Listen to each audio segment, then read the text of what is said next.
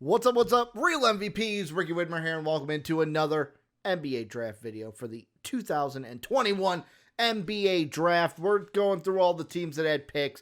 We're going through their drafts. Who did they pick? What grade should they get?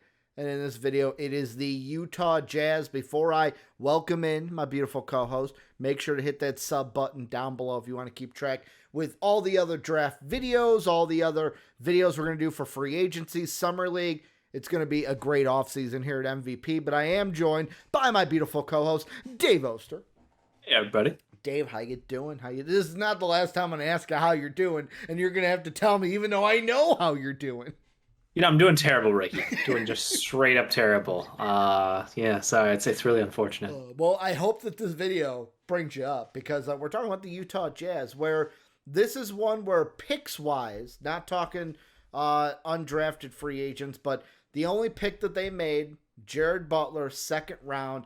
They did have the 30th overall pick, but they made a trade with the Grizzlies. They moved back. The Grizzlies took the pick at 30, so they didn't get Jared Butler until pick number 40. With the trade kind of put into this also of, like, that's going to go into, obviously, how we grade this, but with getting just Jared Butler at 40, what are your thoughts on them being the team that finally took a guy who many of us had in the first round? Yeah, I mean, I love the pick. Obviously, I love the value you gained for him. I just hope everything checks out medically. He, obviously has a heart condition, and the reason he fell is got to be something around, people thinking he won't be able to play in the NBA long term. Yeah. He played fine in college. He did have to transfer to get that medical clearance at Baylor, but hey, I didn't see any problems. And I think that, obviously the NBA wants the best, and they're not going to let anybody with, anything seriously potentially dangerous play. So he was medically cleared. I don't see why he would, fall this far after that. Like, if there's still questions or if he hadn't released medicals to other teams, like, sure, I understand. But as far as I can tell, he is healthy, he is happy, and he was an absolute stud. So I love this pick. And not only did they get him, they got his teammate in MaCio Teague, someone who can absolutely fucking shoot on the outside. So I think that they got two awesome Baylor kids. Love it. To quote, what is it, Olivia Rodriguez, he seemed happy and healthy. Yeah. Good for you. So, that's the thing. I agree with you to where it's like, I get it to where the news was that, there were some teams that weren't, sold on the medicals. But, I look at it and I go, he was cleared to be in the draft. He is still in the draft. He played, and he played at Baylor and was cleared to play at Baylor.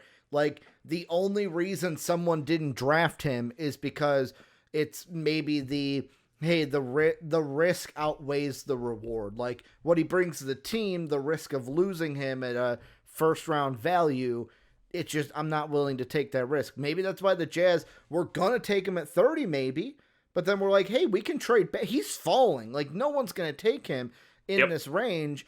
And they, basically maybe gambled and said, hey, we're going to throw the dice out there, see if we can get him at 40.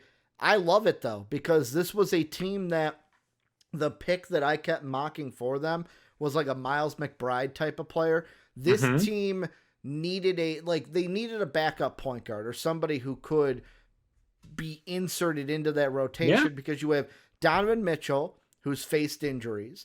You've got Jordan Clarkson, who, yes, can play that backup point guard, but really he's just a scoring guard. Shooting guard. He's a shooting guard. He's their scoring guard to where now you scoring guard that you can have maybe Butler and Clarkson off the bench, but this team needed depth at the point guard position, and I'm so glad that they went that and didn't just take Rudy Gobert's replacement or a Rudy Gobert hey, this is another replacement. The guy, they've been a team that's for the 3 years we're gonna take the guy who's gonna be his backup, and then it doesn't. Thank you. Out. Not replacement, but you know what I mean, the backup, to where it's this guy, he's going to be the backup. Oh, it doesn't pan out. Oh, he's going to be the backup. Doesn't pan out. I'm glad they went guard and something that they actually needed to fix.